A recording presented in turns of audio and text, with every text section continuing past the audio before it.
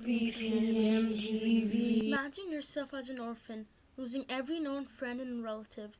From your makeup shelter, you can see peace, but you know it's impossible. You're hungry, thirsty, and most of all angry. Angry at being born on the wrong side of the river, or so they say. It's hard to imagine that peace is anywhere, but alas, it is true. What I told you is happening this very second in Myanmar to the Rohingya. But do not lose hope, my dear friend, for there's an organization trying to help stop this madness and all the madness on this earth.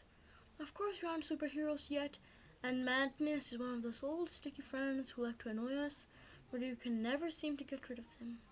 But in these tough times, even the help from the sloth counts.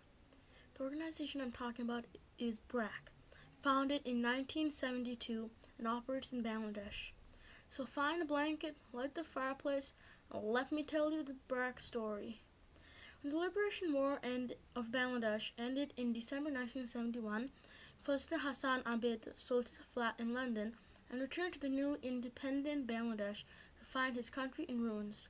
In addition, hundreds of refugees who had sought shelter in India during the war had started to return back to Bangladesh, thus resulting in overpopulation and falling short of resources.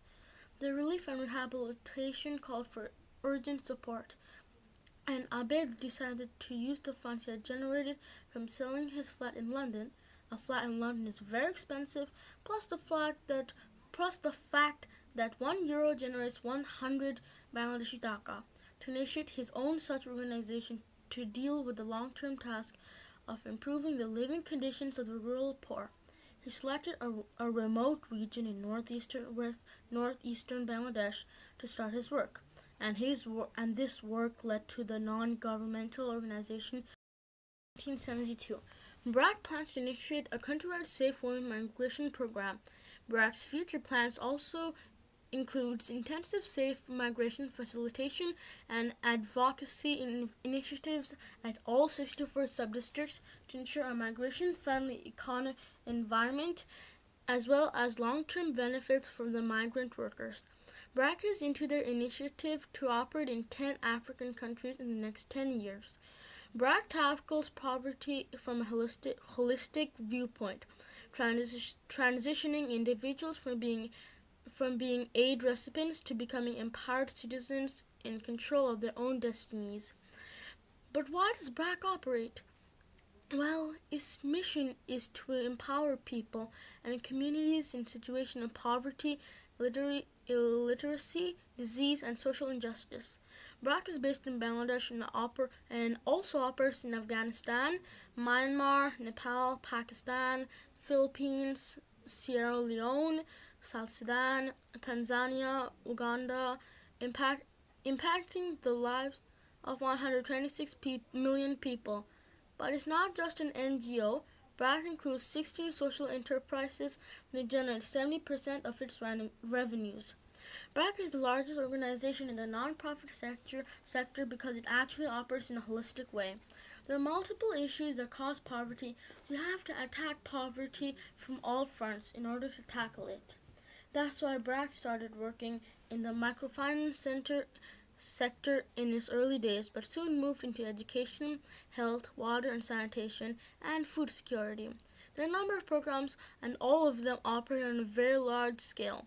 Besides that, BRAC has different social enterprises which work to give people access to markets better price, says Fazl Abed, current owner and founder of BRAC. BRAC is the largest organization in the non-profit sector because it actually operates in a holistic way, says Asif Saleh. Now one must ask, how does such a big company work? Well, BRAC, other than being a non-profit organization, BRAC also operates some of the wealthiest organizations in Bangladesh as respectively follows: BRAC Bank, Delta BRAC Housing, BRACnet Broadband Network, Guardian Life Insurance, IPDC Finance, BRAC IT Services, BRAC Tea Estates, BRAC University, BRAC Health, Arung Dairy, BRAC Sericulture, BRAC Chicken, BRAC Seed and Agro, BRAC Nursery, BRAC Fisheries, BRAC recycled handmade paper, BRAC cold storage, BRAC salt, BRAC printing pack, BRAC napkins, Bhumi Bondhu, etc. BRAC helps many people by creating jobs. BRAC founded its retail outlet Arong in 1978 to market and distribute products made by indigenous peoples. Arong services about 65,000 artisans and sells gold and silver jewelry, handloom, clothing, etc. BRAC is one of the largest NGOs, non-government organizations, involved in primary education in Bangladesh. As of the end of 2012, there are more than 22 million non-formal primary schools with a combined enrollment of 670,000 children. Its schools constitute 3/4 of all private primary schools in the country. So there you have it, BRAC. My friend, thank you very much for being with me all this time. I thank you for being with me.